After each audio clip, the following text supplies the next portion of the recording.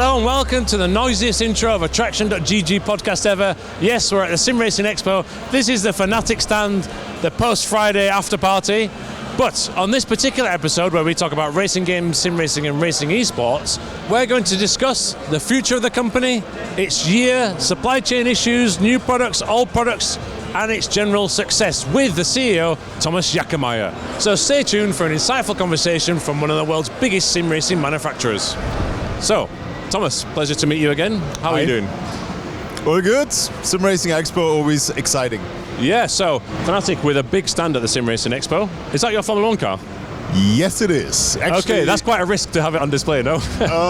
Yeah, so I'm watching it. So anybody who's getting close, I mean, I can basically he can take anything out of this booth, but not this car. Yeah. Right. Okay. Fine. But it's good to be back at Sim Racing Expo in a new venue with more space, and the stand that you've got here is pretty special. So it must be pleasing to see so many people playing on the simulators and trying the Fanatec products. Sim Racing Expo is always cool. I mean, you get in contact with your fans, with your customers, with other exhibitors, which we have a good and friendly relationship. So you see new cool stuff. So yeah, it's cool. Nice. Well, speaking of cool stuff, it's actually been a while now. Is it a couple of years since you announced the smaller direct drive wheelbases? Now it's had time to be on the market for a while. How have you found the feedback, and has that been a really pivotal product line for Fanatec? Oh, I said Fanatec there, not Fanatec. Whoops. Oh, actually, officially doesn't matter. Thank you. Fanatec, whatever. We sell extremely well when we have them. Yes. So the CSLDD was not available, the base model from the beginning of the year. With the GTDDs, we were sold out by the middle of the year.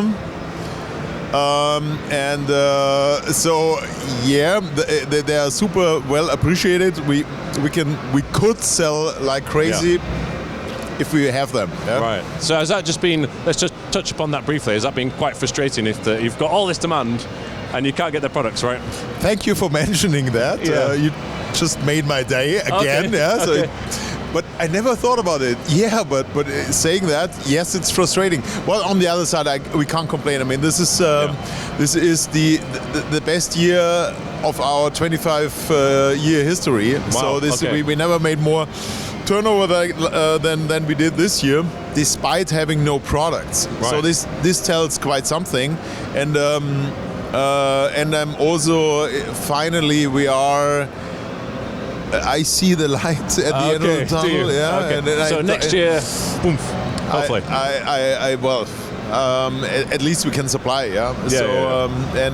So production will start again pretty soon, and from Q2 on, I think we are totally safe and back on track. We have tons of chips now ordered and already in stock. Good.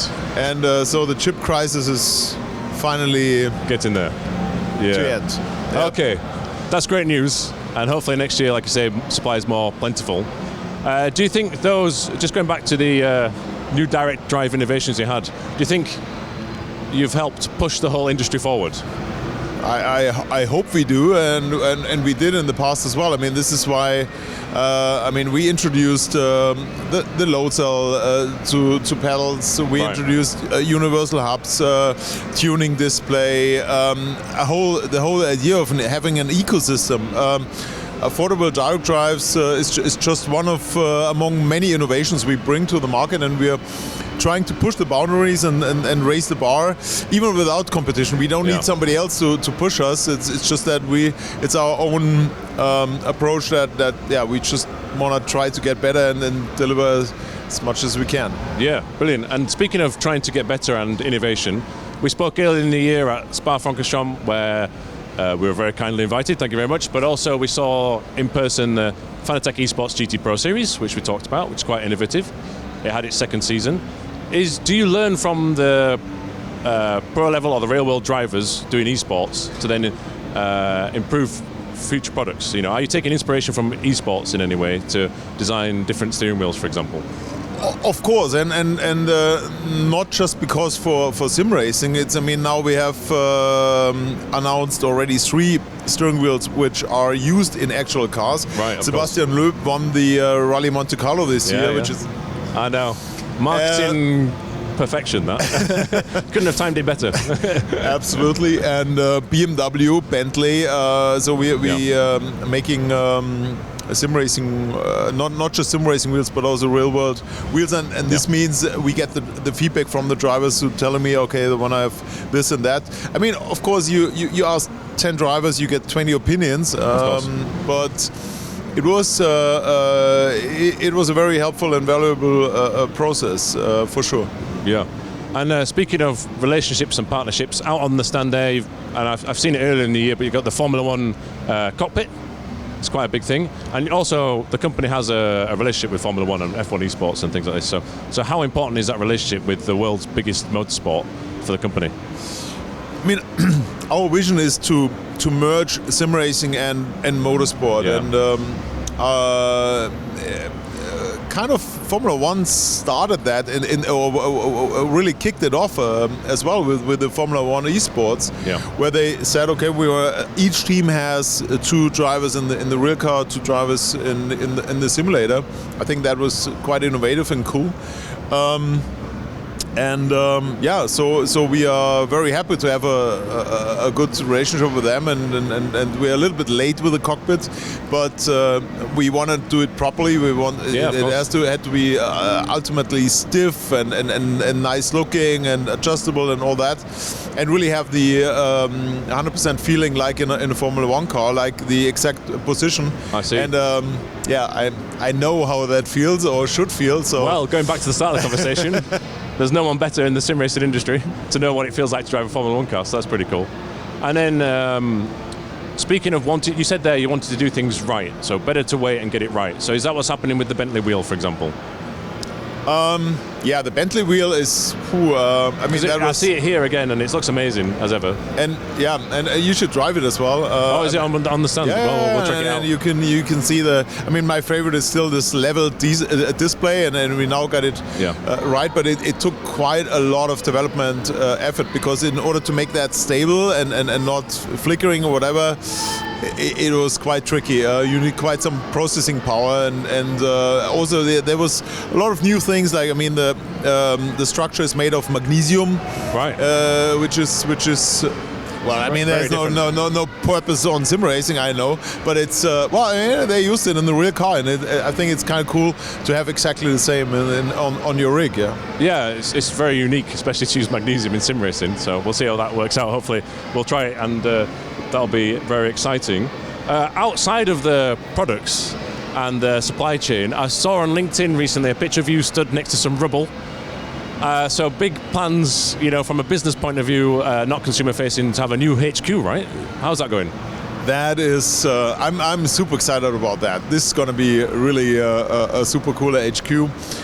So we're making making a massive investment in Landshut. And the purpose is really it's to have the perfect environment for our people, to bring out the best out of them. So to have a creative environment, and also to have a little bit of fun. I mean, there's a dedicated party area there. There's really? Was that the first thing designed? Dedicated party area. One of the first. Which is something actually I learned from Polyphony. They make frequent parties at the end of the month or week, whatever. Yes. I think this is a fantastic idea. I was privileged enough to see one of those last weekend, but that's for another time. We have a lot of guys with sim racing backgrounds, so we already have a karting championship. I said, interesting. Wouldn't it be cool to have a go-kart track on the rooftop? No way. So what's the? It's like the old Fiat factory in Turin, right? And they've got a test track. You're doing exactly the same, karting. and it's going to be a 2-floor rooftop track. Yeah, so right. Okay, well, maybe when it's finished in a couple of years, we'll have this interview again on the racetrack on the roof. You're going to get an invitation for sure. Yeah. That'll be amazing. Speaking about the sim racing industry on a macro level, obviously we're at a big expo here. How healthy do you think the industry's been now coming out of the pandemic? Just on a general level, where do you see sim racing? I mean, if you just from an investor's point of view, public, the blah blah blah. Yeah. I mean, a lot of investors were thought that after the pandemic, everything, the whole gaming market is going down because there are no more lockdowns. Right. Sim racing is totally different. I mean, we just kicked off. Pandemic was an extra kick.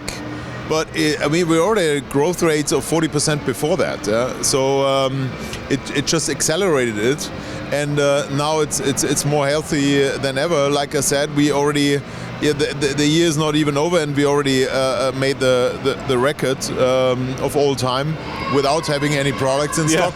So from our point of view, but it's not just us. If I talk to our friends